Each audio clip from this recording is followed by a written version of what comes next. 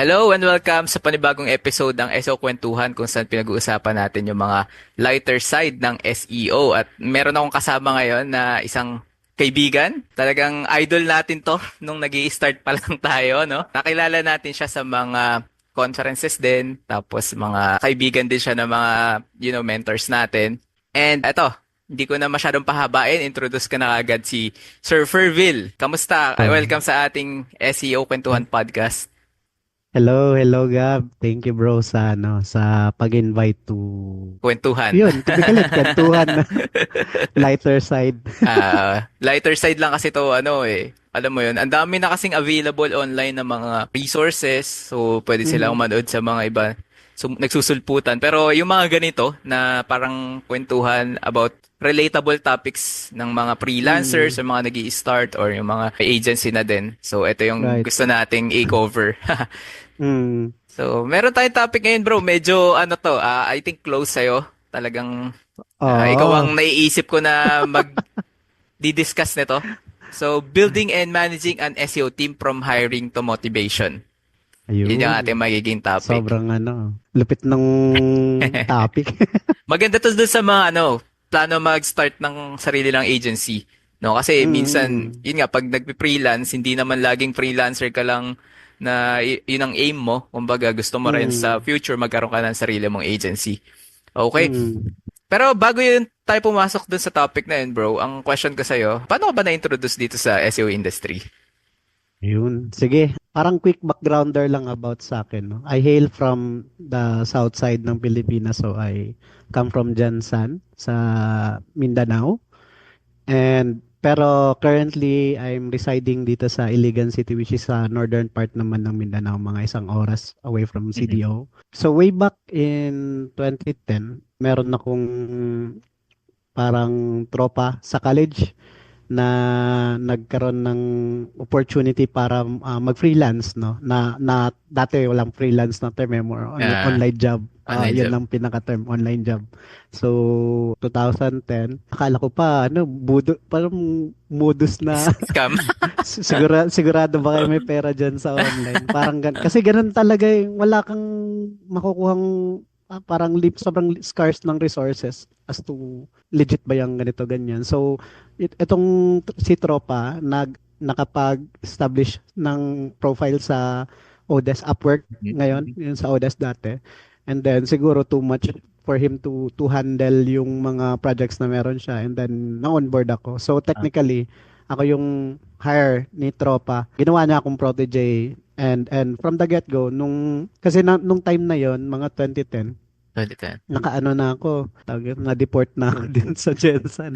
So isang taon na akong tumambay, no, yung ano lang, parang walang pera, puro nightlife, larong Dota, ganun. Ito lang. Okay. Tapos parang gusto ko merong mangyari sa buhay ko at some point kumita ng pera, not necessarily like, scaling yung pay grade, but more on parang ma-prove ko lang sa sarili ko na legit ako, meron naman pala akong kaya kong magtusto sa sarili ko, mga bisyo ganyan.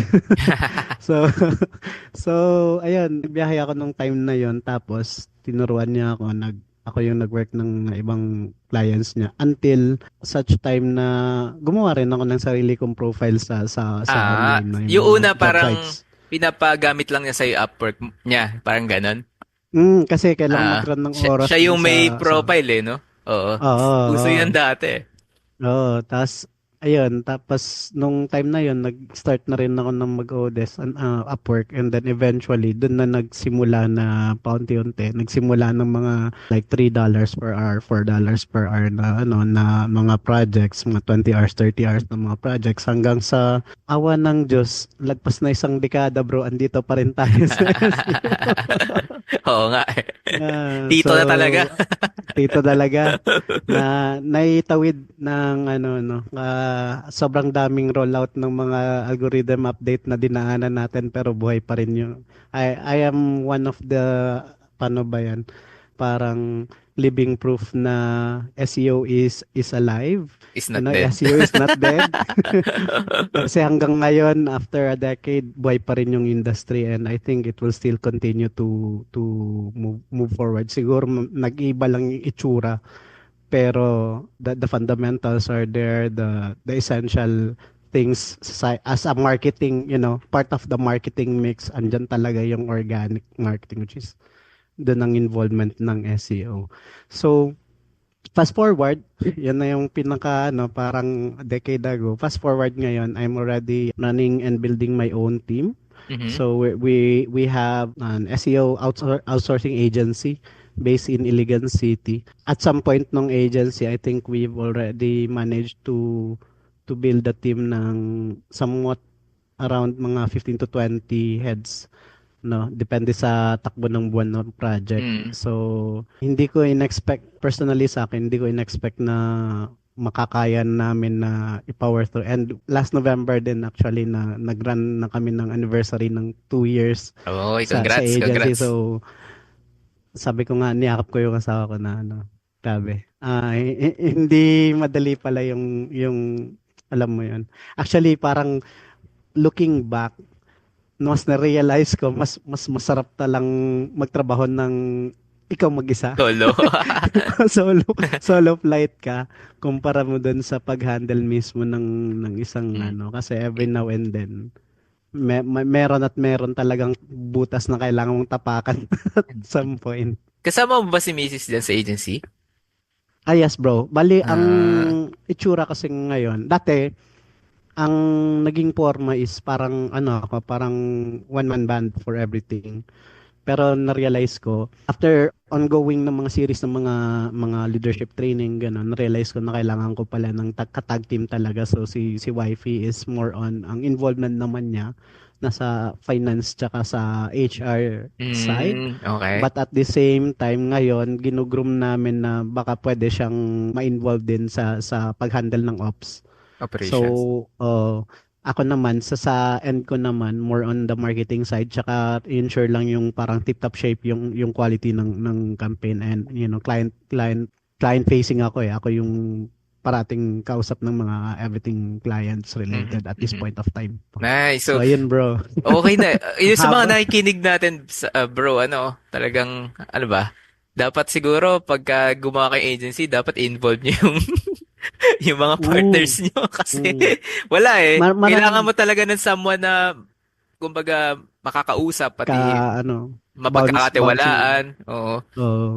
Ang ano pa nun, I mean, litaw siya, most, siguro may iba na kaya nila na kanang nagsosolo sila, pero mostly din sa mga kilala ko, like for example, yung mga tropa natin sa SEO agency, Mhm. na may mga SEO agency na mga pinapatakbo. Tag team talaga sila ng partners nila.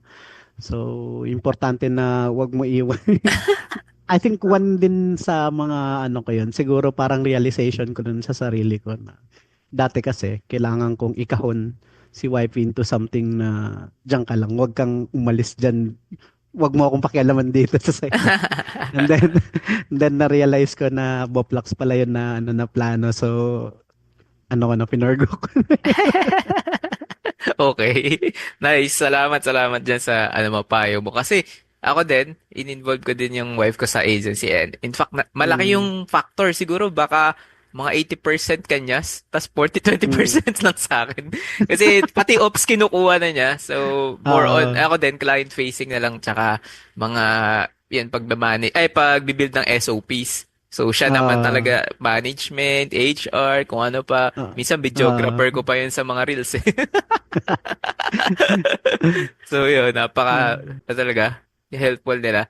Ayun, pasok na tayo doon sa topic, no? Pinakaunang game bro. question is, paano mo malalaman, yan, para dun sa mga nagbabalak ngayon, kung ready na sila Mm, mag-build ng SEO team nila, ano yung mga indicators nito?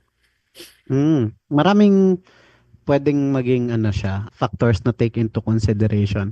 Pero I'll speak doon sa personal ko na experience Mm. bro, kasi this is the second time na nag-build ako ng agency. The first Ah, one was yung parang mother hen na agency namin based from Manila. Hindi nag-ano yun, take off yun. So mhm. kailangan niyang mag-sunset bago ko naitayo si TAP. And then, taking some wisdom on the grain of salt. Nung una kasing agency na tinayo namin, it's parang a band of expert collaborating.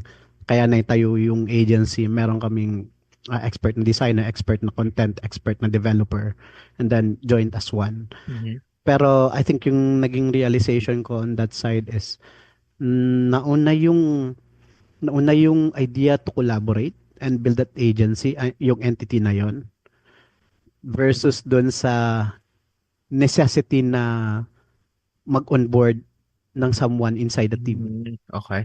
Ibig sabihin, project was a key factor. Nagiging importante yung project pag na-dictate ng project na kailangan mo nang mag-hire. Sa case ko naman dito sa pangalawang age, which is yung si Top White Label, no? Hindi na ako makatulog ng maayos. So merong client work sa umaga and then family time din kasi like tinsundo ng mga bata, schooling, ganun. Sa gabi naman, madaling araw, meron din akong full-time na trabaho. And then ang pinaka kickstarter ng everything was sabi ko mamamatay na yata ako kasi hindi ko na kaya i-handle yung multiple projects na mag-isa. So, yun yung isa I think in terms of capacity naman, so kung meron ka ng capacity na mag-hire, no? Ibig sabihin, goods na yon in terms of income, no? Yung income mo is sustainable enough to hire someone. And then sinimulan ko yun parang project-based na hire eh. Before talagang nag-hire ako ng full-time na employed. Okay. So yung project-based na is parang example, ito si hire number 1 as parang VA or executive assistant, siya yung SEO VA. Wala kang ibang gagawin kundi maging stand-in ko sa project na yan. Okay. Oo, so yun ang naging pinakaunang namin, parang engagement ko as parang first hire ko. So ang ginawa ko kasi yung full time ko ng gabi, hindi ko na i-delegate ko sa kanya na in full you have full control dito sa na to. Gisingin mo lang ako, attend ako during meetings, pero yung oras ng trabaho at saka yung mga reporting and whatever na kasi agency din yun. Sila parang design agency for realtors sa US. And then eventually, doon na nagsimula bro na paunti-unti kahit papaano na may mga pumapasok ng mga project. And then parang ang next naman na step was kung hindi na kaya nung first hire mo, kumaga too much on his plate na mag-accommodate ng another task, then that's also a high time na. Same din sa akin, yung naramdaman ko na naipit na ako sa oras ko, then nag-hire ako ng another one. Ayun bro.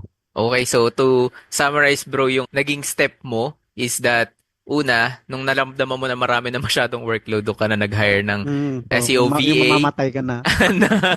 na parang magpo-focus doon talaga sa task na ginawa. Itong VA na to, na siya, marunong na siya or tinuruan mo pa from the ground up? Meron naman siyang background. Kasi May it comes, ang weird kasi, dati ko na siyang nakatrabaho. And then, eventually, nag-lost contact kami for many years. Pero, nung nagkita kami ulit, nasa SEO pala rin siya na space. So, sinundan niya ulit yung mga turo ko and then eventually, kinuha ko rin siya ulit. I see. So, after many years, nagsama din kami ulit sa project. Yun. Okay. Tapos, isa rin sa mga kinonsider mo yung kaya ng bayaran siya. Kumbaga, kukumputin mo rin kasi yun na kung kinikita mo ba, baka malugi ka, di ba? Pagka ganun. So, project-based to, turned into like na talaga per hour or kumbaga sa'yo na talaga siya na monthly mo binabayaran. Nag-steady paano ba siya? Nag-steady kami na siya parang monthly retainer ang nangyari dun sa na yun. Parang fix ka na ganyan yung monthly mo and then eventually nagdadagdag na lang ako ng projects with him on top dun sa existing na niya. So ganun bro. Okay. So dun ba sa mga gusto, for example yung mga gustong gawin niyang path na gano'n na ginawa mo, ano ba dapat yung hinahanap sa isang SEO VA? Ano yung dapat skill? Meron bang particular na dapat? Sa technical na aspect, I could say tech savvy. Tech savvy in a sense na mabilis mag-type. Kasi, ganun, paano ba? Example bro, nag-hire ka ng writer. Yung words per minute Mabagal Okay, okay. versus doon sa mabilis. So mas maraming output na gagawa yung mabilis. So very important I think para sa akin yung alam niya na pagka naharap mo siya sa PC, alam niya pwede ka na mag-hands off doon sa anong ginagawa niya. And then siguro parang resourceful in terms of research. Hindi lahat ng mga bagay kaya mong may turo sa kanya. Minsan kailangan niyang hanapin based sa kung ano yung ano niya. And Mm. I think yung pinaka-key important doon is yung parang marunong siyang maghanap din ng ano. Hindi na yun, yung parang resourcefulness niya.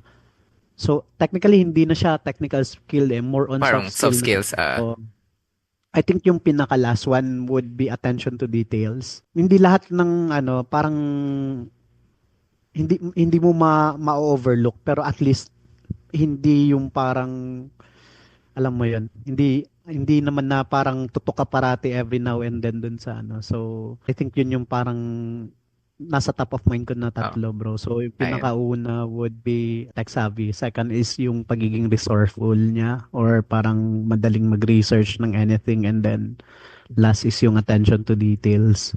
Okay. So, thank you. Pero nakadepende naman talaga to dun sa service na in-offer mo, 'di ba? Kung as an agency ka, Mm, minsan link building lang naman yung focus nyo or minsan technical, mm, minsan mm. content. So, syempre, kapag kung ano yung service na offer nyo, dapat yun din yung skill na kinukuha ng Tama, bro. nauna yung kukuhanin. So, kung link sa amin madalas link builder yung kinukuha ko eh. Kasi ano ba? Mm, Kasi ako na yung nagfo-focus sa technical, pati mm. on page, tapos parang ang kailangan ko na lang ng help ng mga link builders. Galing Kaya, builders. ayun, kaya sila yun yung mga una kong tinitignan Mm. so far. So, ayun. Sa akin naman na aspect mo, to add on, Mhm. hindi ako masyado in particular talaga sa skills, but more on parang teachable yung heart. Kailangan Alam mo teachable. yon, oo, Ah, ah. yung nakikinig. Kasi all throughout din nung journey sa pag-build ng team, marami nang naligwak dahil hindi sila aligned doon sa I mean, hindi talaga nag-workout na like may mga kasama sa team na parang feeling high and mighty sila kasi galing ako, tagal na Matagal akong na sila nag-SEO, dito. ganito. Oo. Experience Okay. ako, marunong ako technical aspect yun. Pagdating sa Boplax pala sa team, parang collaboration. Wala din. Yun. Nagpo-provide ka rin ba ng training kung papasok sila sa'yo? Kaya to smooth ako sa training ngayon, bro, kasi parang I got my hands tied din sa more on mga family affairs tsaka ito pag-build ng agency. Kaya medyo ako parang backseat mode ako sa pansin mo hindi naman ako Hindi nag-ingay naman. masyado Ah, regarding sa So unlike before, no? projects lang Talagang, talaga. mm, Oo. Na nag-build talaga din ako ng community ng katulad sa natin sa SEO workout yung ah, parang ganun. Parang meron lang akong avenue na So mostly ng mga teachings ko internal, sa yung internal. mga gustong pumunta sa office or yung yung parang personal na nakikipag-message sa akin na pwede ba kaming makipag sa'yo. I I think see. ganun na lang yung ko ngayon at this point of time. Pero I'm not closing doors. Siguro in 2025, bro, if feeling ko na parang pwede na ako lumipad na at least siguro mga 70%, 80% ng side ng agency pwede ko nang iwan, then pwede na ako I mag-focus see. dun sa pag-build ng Mhm. turo for beginners, bro. Ako naman bro, ang naging diskarte ko, di ba gumagawa kasi ako ng mga courses.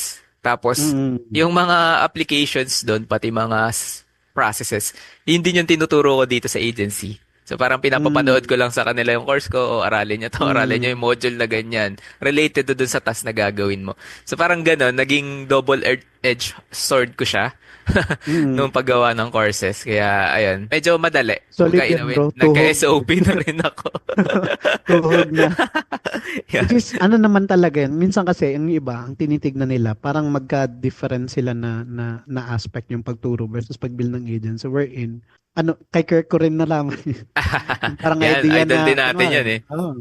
yung parang, sige, nagbibuild ako, gawa akong school or gawa ako ng platform na kung pwede akong magturo ng course. Then eventually, kung sino yung mga nagiging estudyante doon, sila na rin Ano ang ko? mag-work ng mga projects later on Nice. na medyo Galing talaga ng Oo, mga ganyang concept na bro. madali, kumbaga mapapadali yung pag-hire mo, mapapadali yung mga pag-filter mo ng mga tao kapag marunong na talaga at galing sa'yo yung knowledge, di ba? Oo, bro.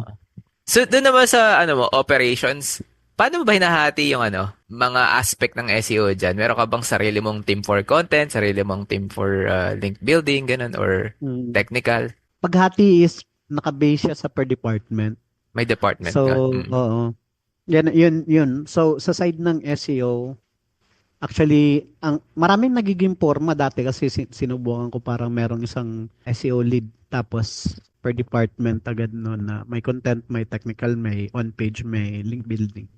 Pero yung nag-work sa amin, tatlong department siya. Mm. On-page team, siguro kasi mas maliit pa lang yung team namin kumpara sa iba. Yung hiwa nung department, tatlong department na siya, isang on-page technical. So yung role nila would be anything on-page, tsaka reporting and technical na at tsaka audit tsaka Audit. so lahat ng aspect na yon no, yung para pag-monitor ng SEO health ng isang domain. Mhm. And then yung content team, syempre, very important sa Separate. SEO content. Yeah. Oh. So, ayun, anything content on page, off page sa kanila. Then off page team kasi hindi lang naman link building kasi minsan may mga PR then activities no and yun anything off page din no like GMB management so doon ang hulog nila Ah, ayun bro. traditional pa rin kasi yan talaga yung Mm. mga agencies. I think na-adapt mo yung dati yung first agency nyo. I think ganun din yung nyo, no? Pagkakahati ng mga task. Or bago ngayon. Yes bro, oo Medyo ganun. bro. Medyo ganun pa rin hindi masyadong naglalayo yung forma niya. Ang kagandahan lang siguro ano ba siya, parang nagiging ano kasi siya, parang assembly line kumbaga na kunwari dadaan sa on page tapos pupunta sa content after na onboard tapos pupunta sa link building. So simultaneous na ano. So I think para sa akin nagwo-work. So hindi ko lang alam kung sa iba merong ibang klase ng forma kasi may mga agency ako napapansin lalo na pag yung mga hindi sa Philippine based yung mga US based na mga agency. Medyo ano parang skilled talaga na specialist yung tutok na ano nila. Isang tao lang madalas yung Isang tao lang ng lahat. campaign, Oo. ganun. Tapos parang portfolio based. Like for example ako, parang 5 Fairville. Tapos sa isang Fairville meron tagli 5 client account handle. Pero si Ganun. Fairville, round na yon like on page, off page, content, sa kanya na lahat. Parang ganun. May ganun din akong agency na napasukan, tas parang nakadepende sa, performance ng mga campaigns nila yung bonus. Ganyan. So, kung yung isang team na to, medyo mababa Lumipad. medyo mababa Yung yung mga ranking. goals nila, ganun. Mas mataas yung Ah, nakukuha bonus ng mga, ay, may ganun din ako mm. napasukan before. Pero nag-hire ka ba ng mga remote SEOs? Yes, bro. Hindi naman SEO.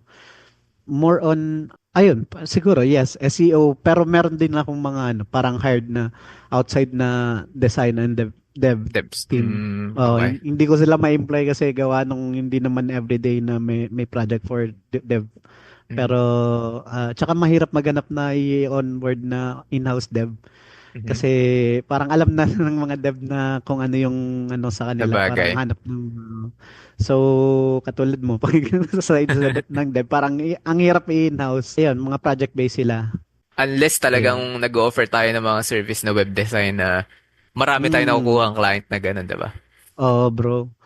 Kung kasama talaga sa kumbaga parang bread and butter siya na service mo as an agency na design, then definitely kailangan mo talaga ng site Mhm. builder na developer. May mga reward system ka ba na binibigay sa agency mo?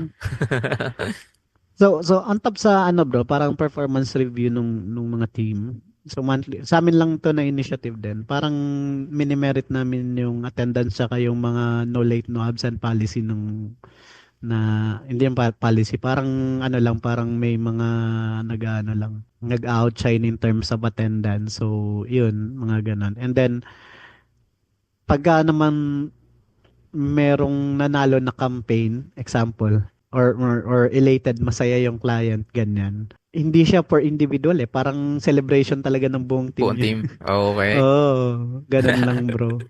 Okay. Simple lang kami. Mahalaga yan kasi minsan Mm. yan din yung nakakapag-keep sa kanila eh. Kumbaga, pag Oo, may bro. receive sila mga rewards or kumbaga Mm. masaya sila dun sa office, talagang Mm. dun tatagal eh. Oo, bro. Mm. So far naman, after na nag-experience kami, kumuha kami ng office. Merong mga staff na, ewan ko, ba't hindi rin sila siguro maano lang talaga kami. O, sobrang chill lang talaga din talaga namin dito sa office. Parang Ah, nagkakasundo lahat. Oh. hindi nagiging Tsaka pressure. pag may pasaway, pipingutin. Ayun nga, speaking of that, ano yung mga ginagawa nyo pagka may mga ganon? Mga disagreements, Ah, conflicts? ang ano muna bro, siguro preemptive is yun nga yung sabi ko dati na nagkaroon din kami ng mga parang time na nag-hire kami ng hindi pala align ang culture. So culture ng team is very important in terms of as to how yung ano ba, yung collaboration ba would be smooth sailing. So from the get-go, ayun, meron na kaming ano yung parang pag na-onboard yung team member, meron na about na mga guidelines sa policy, ano yung mga do's and don'ts, and then sino tayo, ano yung gusto nating mangyari dito, paano kami pwedeng makatulong sa iyo at this na as someone na nag amuma sa'yo during the time na naghanap ka ng career. Mhm. So preemptive. Pero what if ano talaga worst comes to worst? Na ano lang bro, parang mag-set ka lang ng ano ba siya, parang proper stage to discuss it over with Mhm. the involved parties. Kasi we also have like yung dito sa office kasi maliit lang naman kami. Parang open door policy talaga if worst comes to worst na merong ano. Kunwari, yung pinakamabigat lang naman na ano dito yung pero ito ang iniwasan namin at saka kumbaga upfront kami na sinabi sa kanila is yung mga involvement ng mga hiram ng pera, ganun, mga malaking hiram na Mm. pera. Okay, okay. So, kasi usually yun ang pinaka ano ng Mahirap nga conflict yan. eh. Parang Aha. oo. Tapos na-involve yung agency kasi parehas kayong ano.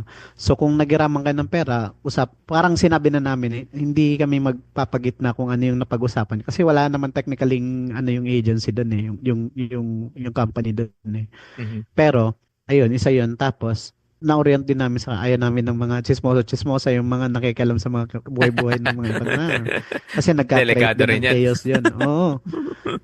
And then, ayun, and then, yung mga conflict lang naman na experience namin, medyo lighter side lang like mga mga biro-biroan na minsan may naiyak na ganun. Pero apart from that, nothing too serious din in terms of ano. Sa project naman na side, I could say ano lang, parang miscommunication ng siguro like for example, may mga times talaga na nagbo-bog down yung performance ng isang team. So, yun yung sinasabi ko kanina, kailangan kang mag-create ng proper na stage para pag-usapan ng team. So kailangan example ito, ang involvement ng isang department. Dapat merong weekly huddle talaga kayo Huddle. na Mm. department nyo lang talaga yung ano. So, kung merong nag-arise na issues, project-related na issues, then pag-usapan ng department, ganun. Mhm. Pero anything related sa HR, sa amin yun, ni Wifey, yung concern ng ano, HR Mm. finance related ng mga problema, ganun. Team. Nagkakandak rin ba kayo ng ano, one-on-one meetings? Ganun? Ako bro, natutunan ko rin to sa isang tropa. Parang hinihila ko lang randomly na ano, Ah, okay, okay. binubunot ko. Pero maganda yon in terms of ano, sa natutunan ko kasi, most of the time, pagka gumawa ka ng sarili mong agency or team, nag-build ka ng sarili mong company, technically company mo.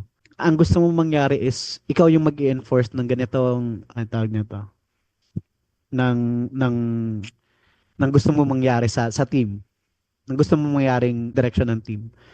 Pero n- parang at some point nung pagbi-build ng team, hindi ko lang alam kung familiar ka yung tinatawag na shared na vision, bro. Shared vision. Mm. Oo. So very important yung one-on-ones para malaman mo kung paano nakakatulong yung agency din doon sa Mhm. particular na person na yon. Like, ano ba yung gusto mong mangyari sa buhay? And then, how you can be able to use yung agency para maging, ano niya, parang stepping board niya doon sa gusto niyang mangyari. So, parang nagiging ganun. And then, basing doon sa mga insights na nakukuha from each and everyone, saka ako nakaka-formulate ng idea na, okay, dapat pala ito yung nagiging goal at saka vision ng team.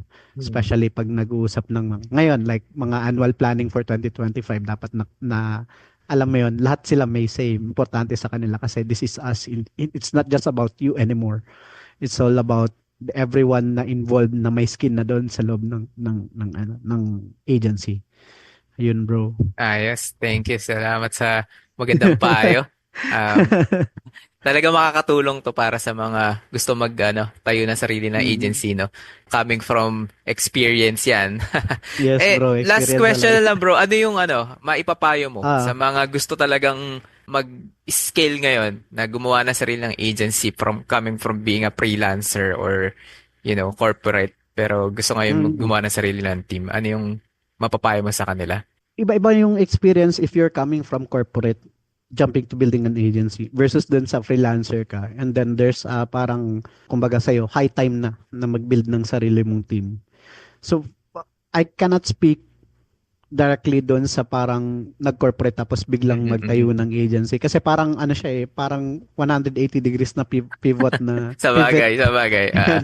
na ano agad no. Okay, career ko is nasa office ako and then eventually magtatayo ako ng negosyo na meron ng sa sariling team. Mhm. I think yung pinaka ano doon is based sa ito on top of my head lang bro na ano lang bro. Tingnan mo muna if you're that somebody na yung bundok na gusto mong akyatin is yun talaga yun. Or magiging vehicle ba yung pag-build ng agency para maihatid ka doon sa gusto mong goal.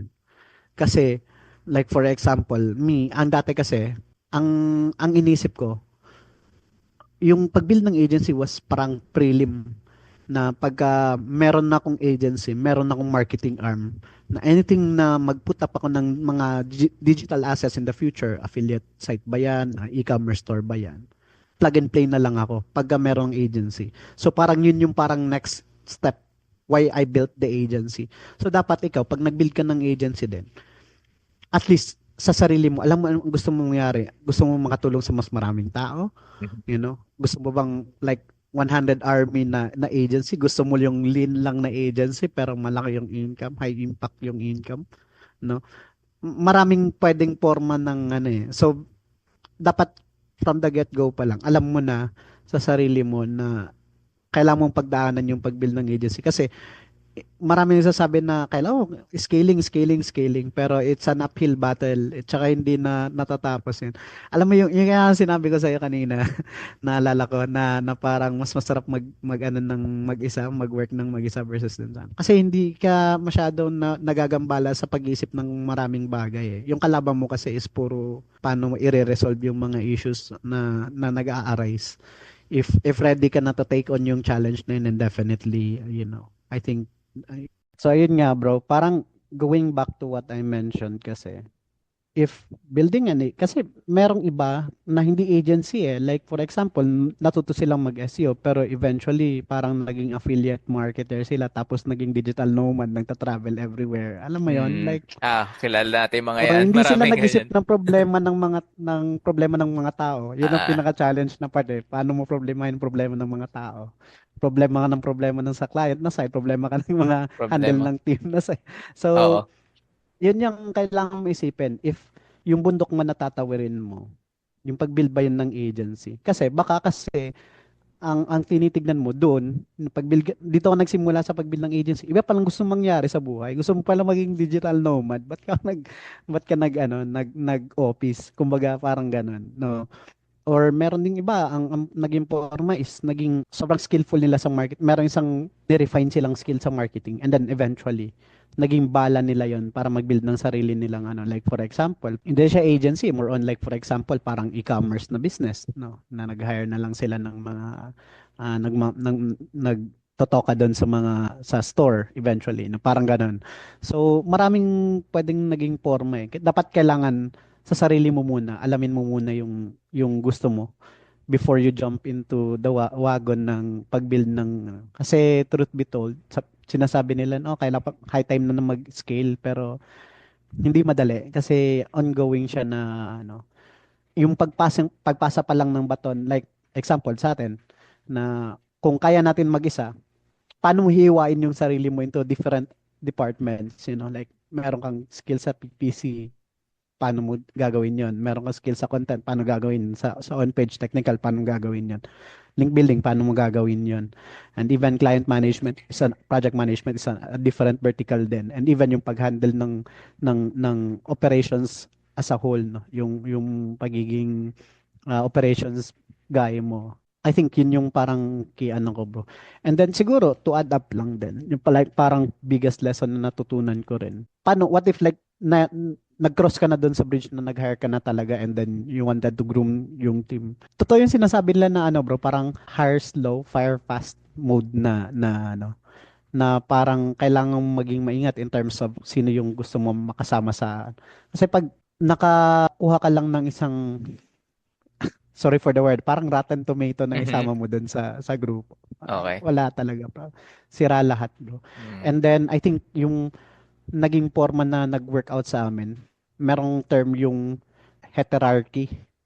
Mhm. Familiar ka sa hierarchy, bro. Ah, ah. Di ba, hierarchy? So yung siguro design ng mga companies, yung mga old school ng mga design ng companies, like merong big boss, Pa-pyramid.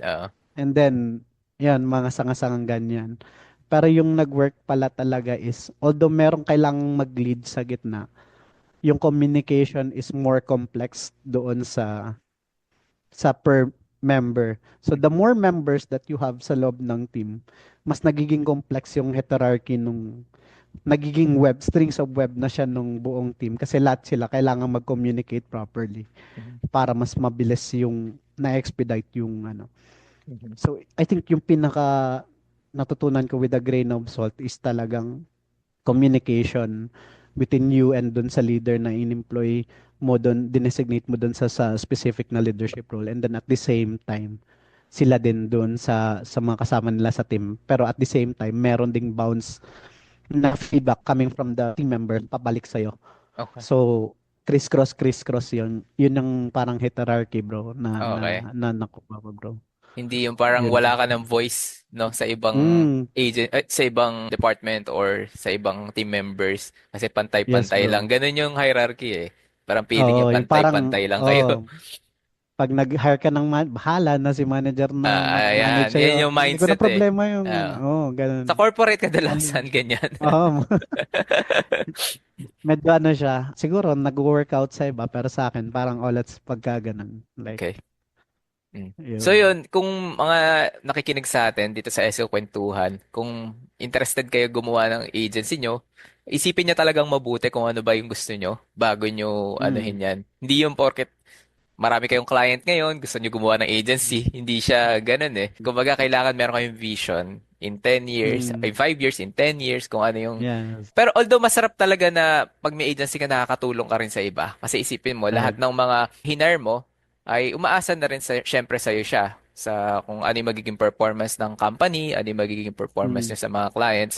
Tapos, syempre kapag may nawala, apektado rin sila niyan. Kaya dapat, isa Totoo, lang yung bro. vision nyo. Katulad ng sinabi ni Sir Perbil, kailangan meron kayong Mm. vision. Mas maganda nga kung for a year, for a whole year, tsaka kung paano kayo magko-contribute para maayos or ma-achieve yung vision nyo na yun. Okay, so thank you Ayun. so much for Solid. all the learnings, bro. And I hope Grabe. na may mga natutunan ating mga tagapakinig, no? Saka, Eh, I hope enjoy ka ba, bro? Ako nag-enjoy ako sa ano. oh, nakaka-relax din kasi yung mga ganitong usapan, no? Minsan kailangan Ah, natin ng ganito. And yung sa mga nakikinig nga sa atin, nagme-message sa Facebook. Parang mm, habang nagwo-work sila, habang nagbabike, habang nagji-gym, nakikinig mm. sila ng podcast natin. So, yun yung Solid. ano, kumbaga gusto natin talagang mangyari dito. Saan Uh, ka ba nila bro pwedeng ano, ma-follow or meron ka ba mga gustong i-promote? so technically sa Facebook lang naman ako nung minsan na ano, or basta message lang sa Facebook.